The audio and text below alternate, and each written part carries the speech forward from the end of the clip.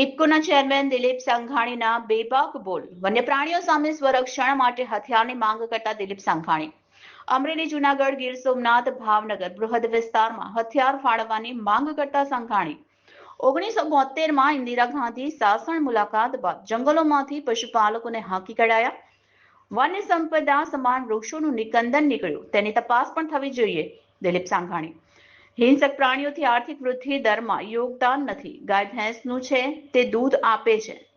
કાયદામાં જોગવાઈ છે કે સ્વરક્ષણ માટે મર્ડર કરી શકાય, તો વન્ય પ્રાણીઓના હુમલાઓ સામે કેમ નહીં?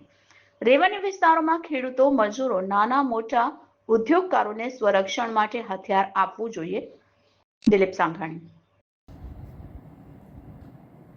ગીર ફોરેસ્ટની બોર્ડર ઉપરના ગામો અને મોટાભાગે જંગલી હિંસક પ્રાણીઓ અમરેલી જિલ્લામાં આગળ જતા પાલીતાણા સહિતનો વિસ્તાર ગણીએ તો ભાવનગરનો કેટલોક વિસ્તાર, જૂનાગઢનો વિસ્તાર, ગીર સોમનાથનો વિસ્તાર જે છે તે સીમ ખેતરમાં રેવન્યુ વિસ્તારમાં નીકળી જાય છે. એના કારણો તપાસીએ તો 1972માં ઇન્દિરા ગાંધી જ્યારે વડાપ્રધાન હતા અને સાસણ ગીરની મુલાકાત જ્યારે લીધી એ દિવસોમાં ગીર ફોરેસ્ટમાં સુખડના ઝાડ પણ થતા અને બાકીના કિંમતી વૃક્ષો થતા. આની ચોરી પણ કરવાના જે પ્રયાસો કરતા, પણ નેસડામાં રહેતા માલધારીઓ એ પણ વૃક્ષ કાપવા ન દેતા, ચોરી થતી અટકાવતા, વૃક્ષો અને ત્યાંના વન્ય પ્રાણીઓનું રક્ષણ પણ કરતા.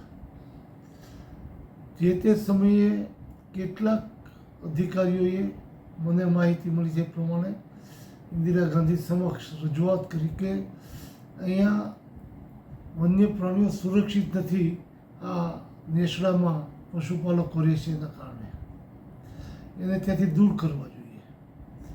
અને ઇન્દિરા ગાંધીએ દિલ્હી જઈને આ રીતનો નિર્ણય લઈને એ નેસડાના પશુપાલકોને જંગલમાંથી દૂર કરવાનો નિર્ણય કર્યો.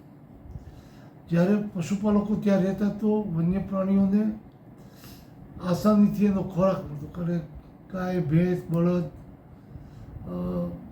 જે અંદર રહેતા એના કારણે આસાનીથી એનો ખોરાક મળતો, એટલે જંગલની હદ બહાર આ વન્ય પ્રાણીઓ જતા નહીં. એનો ખોરાક ત્યાં મળી જતો પૂરતા પ્રમાણમાં.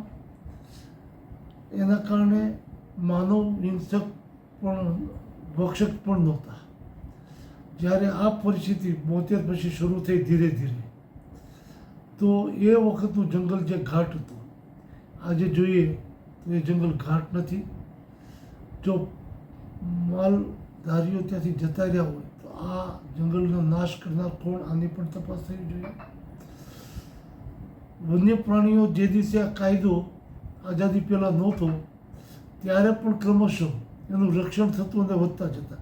અને આજે તો કદાચ 10-15 કરતાં વધારે આઝાદી વખતના સમય કરતાં માનવ વસ્તી વધી છે, એ કરતાં પણ એની વસ્તી હરોળમાં વધતી હોય, હરીફાઈમાં હોય એ રીતે વધી રહી છે. ત્યારે એની સુરક્ષાની વસ્તીની માટેની ચિંતા કરીને એના રક્ષણ માટે જે ખર્ચ થાય છે, ત્યારે એ કશું જ દેશના, જનતાના કે સામાન્ય આર્થિક વૃદ્ધિ દરમાં એનું યોગદાન નથી. ગાય ભેંસનું યોગદાન છે, દૂધ આપે એટલે, અને એના ચરણનો ઉદ્યોગ કરીને પણ મૃત્યુ પછી કામમાં આવે છે. એવી સ્થિતિમાં રેવન્યુ વિસ્તારમાં જ્યારે આવા હિંસક પ્રાણીઓ જાય તો બંધારણને CRPCમાં જોગવાઈ છે કે માણસના કારણે પોતાના જીવનું જોખમ હોય તો સંરક્ષણ માટે પોતે સામેવાળાનો જીવ લઈ શકે અથવા તો મર્ડર કરી શકે.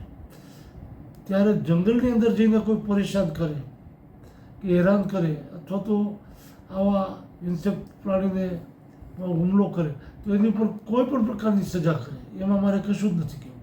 પણ રેવન્યુ વિસ્તારમાં આવીને, ગામમાં આવીને આવા પશુઓ, હિંસક પ્રાણી જો માનવ જીવ ઉપર જોખમ કરતા હોય તો જે જોગવાઈ માણસના જીવ બચાવવા માટે માણસને સામેવાળાનો જીવ લેવાનો જોગવાઈઓ છે, સુરક્ષા છે, એ પ્રકારે સુરક્ષા આપવી જોઈએ.